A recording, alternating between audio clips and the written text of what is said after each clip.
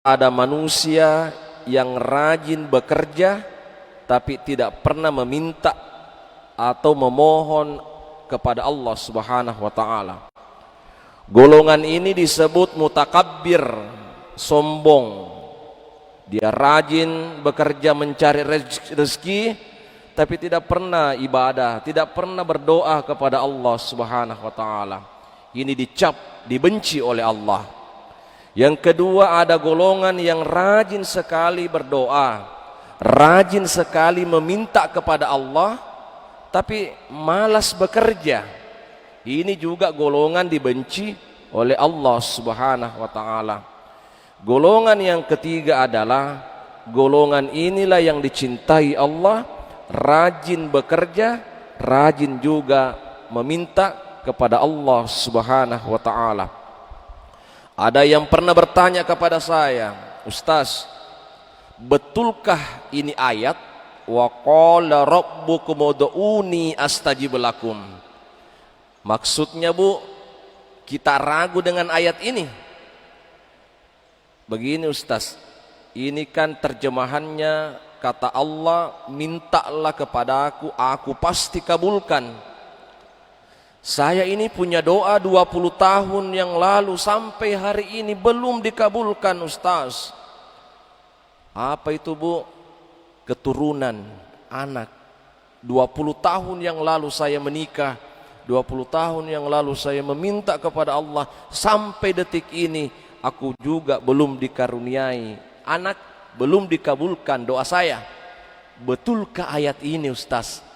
Saya bilang, Ibu istighfar, jangan pernah meragukan ayat-ayat Allah Subhanahu wa taala. Saya tanya begitu Pak, jangan sampai akidahnya rusak. Ini meragukan ayat Allah. Saya bilang, ada dua modelnya orang meminta. Ada orang meminta doa, ada yang meminta saja.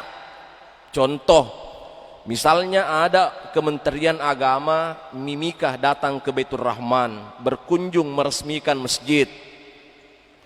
Ketua DKM atau siapapun pengurus masjid bisik Pak Kanwil atau Pak Kemenak, Pak Haji, ini masjid masih butuh bantuan, kira-kira ada dana hibahkah?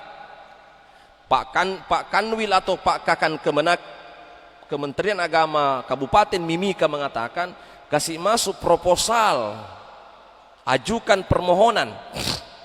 Ternyata 1 tahun 2 tahun Pak Ketua DKM lupa bikin proposal.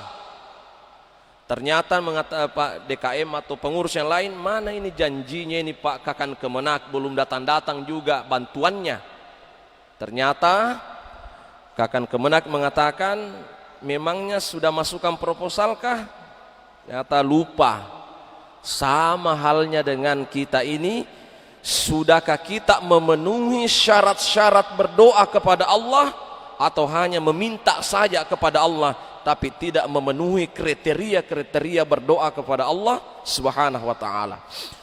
Melalui kesempatan ini yang terakhir yang saya sampaikan, apa syarat-syarat kriteria doa kepada Allah? Yang pertama adalah harus ikhlas. Ini kan adab mengangkat tangan, kemudian kita memohon apa yang kita inginkan. Satu, ikhlas. Contoh, ada orang datang ke Jakarta, dia ini kan ya andalkanlah teman-temannya di Jakarta, ada urusannya di kementerian, misalnya di Kementerian PU, Pekerjaan Umum. Ini biar banyak teman di sana. Ternyata tidak sesuai ekspektasi harapan. Dia sedih, temannya cuek, pejabat-pejabat di pusat cuek. Akhirnya dia mengatakan, astagfirullah, tidak kusangka teman-teman saya ini seperti ini modelnya. Datang ke masjid, padahal dulunya tidak pernah sholat. Datang ke masjid, kemudian menangis, kemudian dia berdoa. Ini namanya terpaksa, bukan ikhlas Pak. Karena keadaan terpaksa dia berdoa, ya Allah mudahkanlah rezeki saya, mudah-mudahan saya punya urusan mudah. Ini terpaksa, karena nanti ada masalahnya baru sholat, nanti ada masalahnya baru berdoa. Dulu waktu tidak ada masalah tidak pernah berdoa. Setelah salam langsung keluar di masjid. Yang kedua, harus yakin. Yakin. Ada kan orang kira-kira begini Pak, menulis proposal kepada yang terhormat Kakan Kemenak Kabupaten Mimika, mohon bantuannya sekian ya.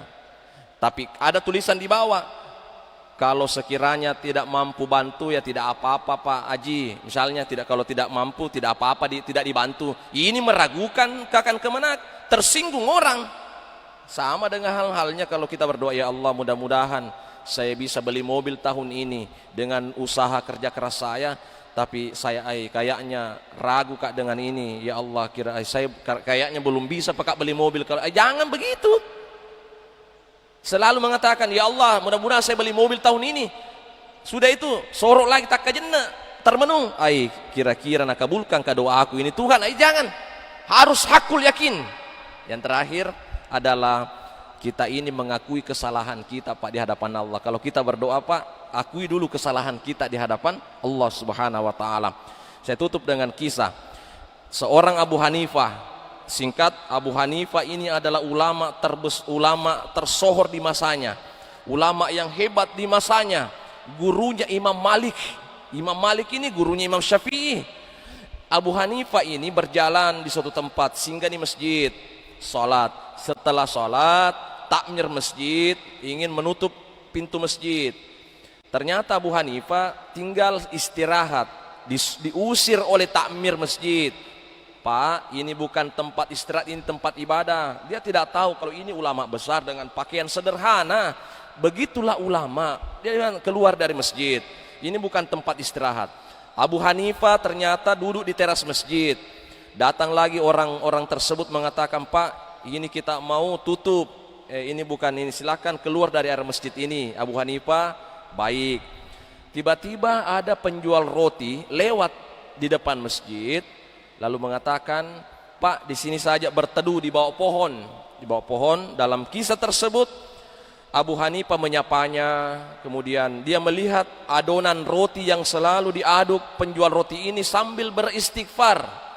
Dia hanya mengatakan di sini istirahat, duduk. Penjual roti ini tidak pernah lagi menyapa, sambil astagfirullah, astagfirullah, astagfirullah. Itu terus sambil bikin kue, astagfirullah, astagfirullah, astagfirullah. Abu Hanifah bingung, heran, luar biasa ini orang. Pak, kira-kira ada manfaatnya istighfar itu dalam diri kita? Kira-kira apa faedahnya? Banyak sekali, wahai si fulan. Apa salah satunya? Seluruh doa-doaku diterima oleh Allah Subhanahu wa taala. Seluruh hajat kebutuhan rumah tanggaku dipenuhi oleh Allah Subhanahu wa taala. Saya ini tidak pernah sulit, wahai si fulan. Apa yang saya inginkan sesuai kebutuhanku Allah berikan. Istighfar ini yang selalu saya ucapkan.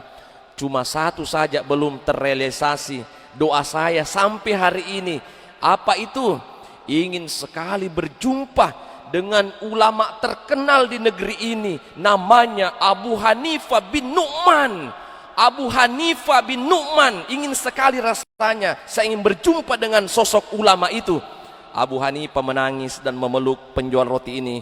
Wahai saudaraku, sayalah Abu Hanifah bin Nu'man. Allah ternyata menunjukkan petunjuk. Saya diusir dari masjid, kemudian saya dipertemukan dengan antum. Itu karena izin dan kehendak Allah Subhanahu wa taala. Saya kira demikian.